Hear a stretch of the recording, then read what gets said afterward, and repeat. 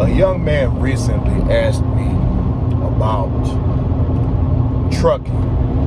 I was talking to the young man, and he's 23 years old, and basically I recognize the pattern of conversation because I've been 23 years old before and trying to find my way through life. And in that conversation, he asked me about trucking.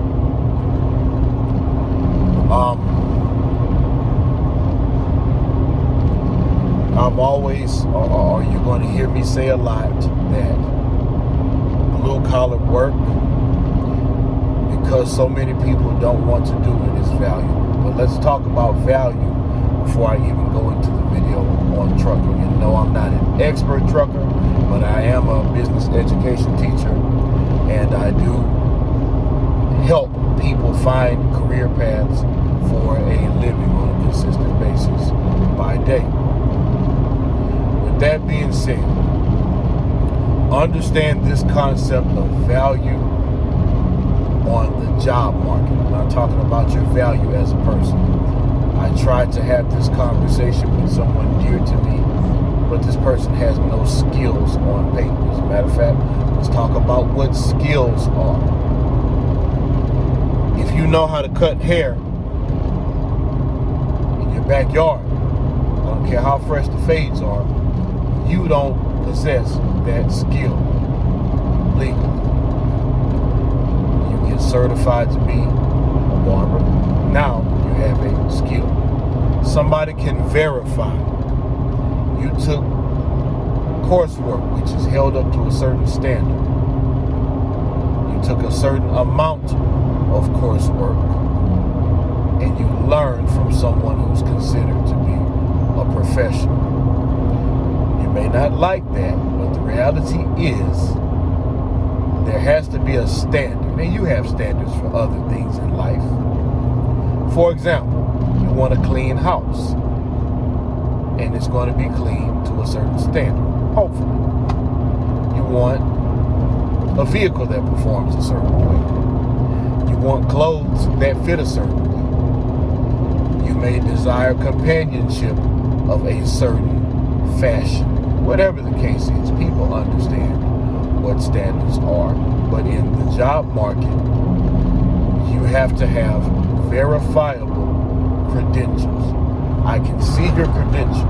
I can see when you earned it. I can see where you earned it from. I can prove beyond the shadow of a doubt that you know what you're doing. If someone hires you in their company to do work that you are supposed to be certified for, and you're not certified, and you screw it up, they're liable for who knows what amount of money.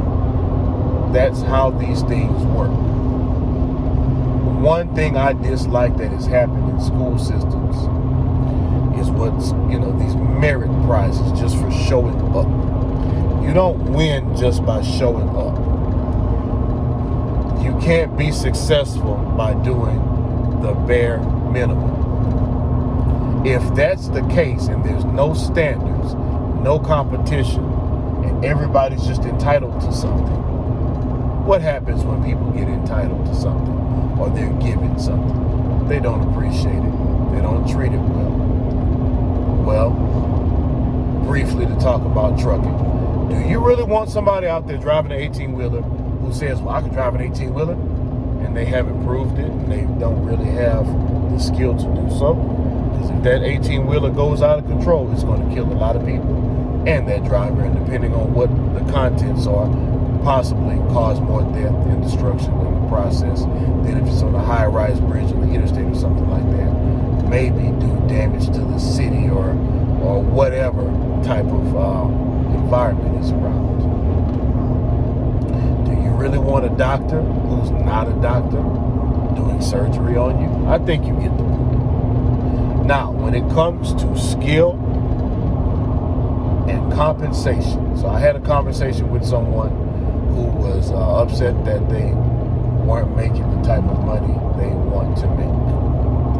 First question I asked is, what skills do you possess? Well, I did this and I did this and I did that.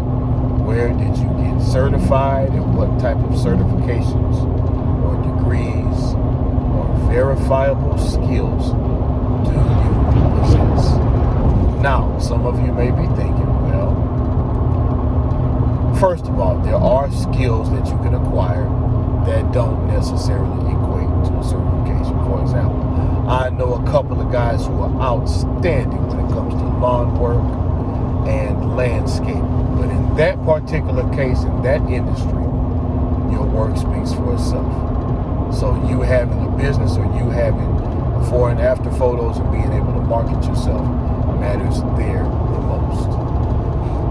But that's entrepreneurship.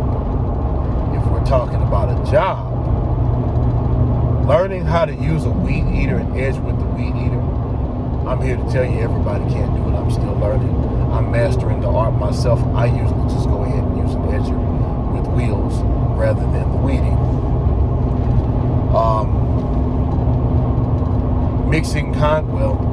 There are certifications for construction. That's a bad idea. That's a bad example, rather. Working in a warehouse, I talked about that a few videos ago. Learning how to use a forklift, knowing how to move furniture. Knowing how to assemble furniture. I used to work at a furniture store, so I'm kind of familiar with that. Being a salesperson, which is not going to fall quite into this category because you can be a high-level salesperson. But at the bare bones minimum, these are basically unskilled positions. Now, you could benefit by having someone to verify your experience. But the reality of the situation is, let's go with the furniture movement. It takes skill to be able to move large boxes and pallets and pieces around upstairs, around narrow corridors. You have to go inside people's houses. You don't know what you're going to encounter. There are ways to repair broken and chipped furniture. The assembly requires some type of some skill as well, and it requires some strength. But here's the problem as far as the pay. It's not rocket science, and hypothetically, let's say you're a 30-year-old man who wants to move furniture. I'm going to guess right now that's going to pay somewhere between 10 to 15 bucks an hour, maybe less, but probably ranging somewhere in there, which ain't bad. It's money, but one, it's taxing on the body. Number two, it's hard to demand more money for it. Why?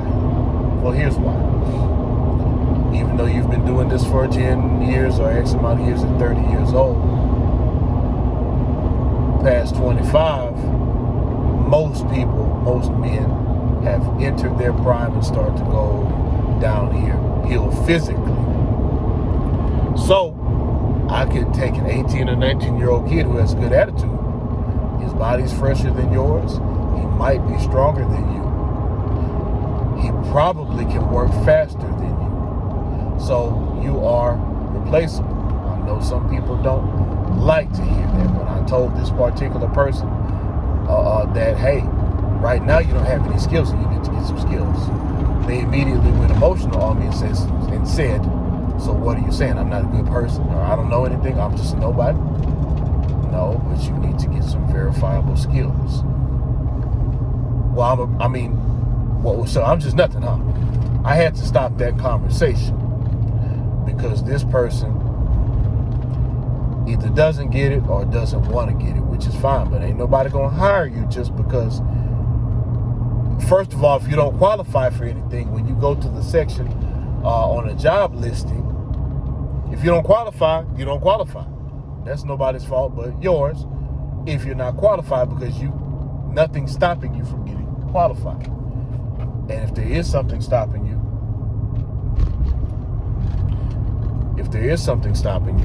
then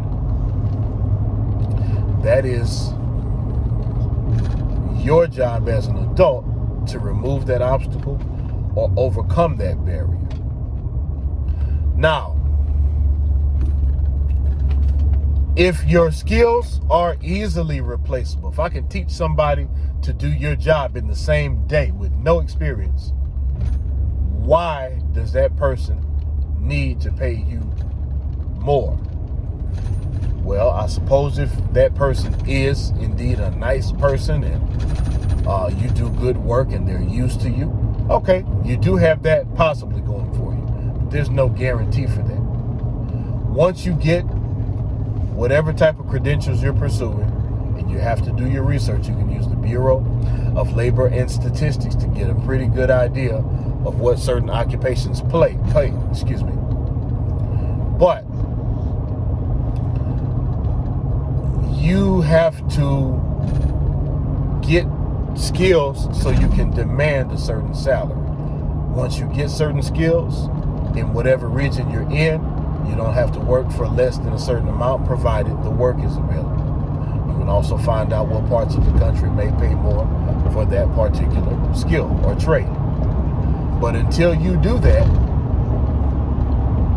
it's easy for someone to say, look, I'm charging the bare minimum for this type of position, and this is what I'm going to pay, and I don't have to pay more, because even though you might think you deserve $17 an hour for it, there's someone else who's younger, stronger, fresher, faster, with a better attitude, who'll do it for 12. And business people are in business to make money. They're trying to minimize their expenses, and they're trying to maximize their profits.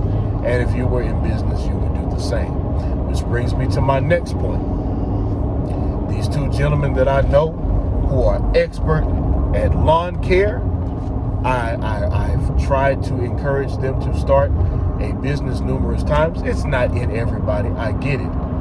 But I'm guessing their work is anywhere from $12 to $17 an hour, maybe up to $20 now, because so many people are quitting jobs left and right.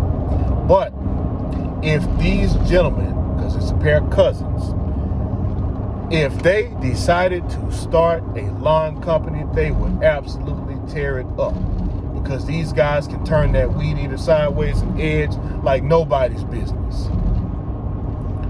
These guys know how to put that fertilizer down. They know the right length to cut that grass.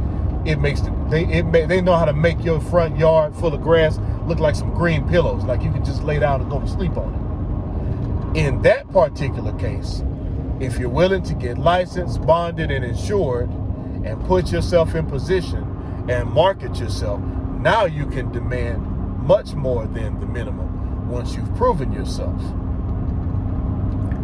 But that takes the same type, if not maybe sometimes more, sometimes less, but more effort than to just go into a job and work. Now you have to create for yourself.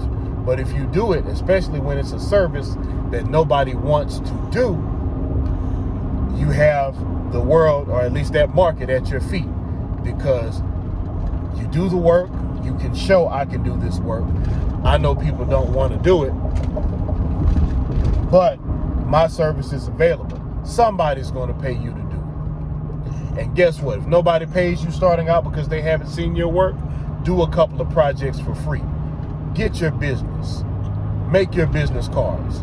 Get your signs to say, my lawn company did this work. Call me at this number. And now you got free marketing and free promotion based on a free job that you did. And guess what? You have the power of the internet. So now you can market your skills all over that market. You can even pay to target certain markets. But you have to be willing to put in the work. That's what it boils down to. You have to be willing to put in the work. The less dispensable or disposable you are, the harder it is to train somebody to do the work that you do. The more money you can demand, and also the more likely that when you get a job, you're going to be able to keep it. Because if it's a job where you can train a high school kid how to do it, well, there's thousands of high school kids who want jobs. And the older you get, the more likely it is you to be replaced by someone who's young. But when you get your skills and you get your credentials. They can't just find another you around the corner. Share this with some young people out there, because I see more and more young people with this mentality, where they say to themselves, well, I should get paid just because. You know what? That job is hard. You don't pay what I think I need to get paid, so I'm going to quit. Well, what are you going to do? That's the problem. That's your next question. And I see, unfortunately, many young people in high school, when they have the opportunity to get free skills and free credentials, they bypass them, and then later on say, oh, I could have used that. Yeah, you could. So, and I also realize that I have people who are aging up to 35 watching these videos. So if that's you, it ain't too late to start over. I don't care if you've gone unskilled or uncredentialed for however or whatever amount of time. I don't care if you've just gone through a divorce and you're rebuilding. I've been there, by the way. Do what you need to do to get the skills that you need to have to get paid how you want to get paid. Men, nobody takes your excuses. You got to do what you got to do. Please like, share, and subscribe. You never know who this type of information may help.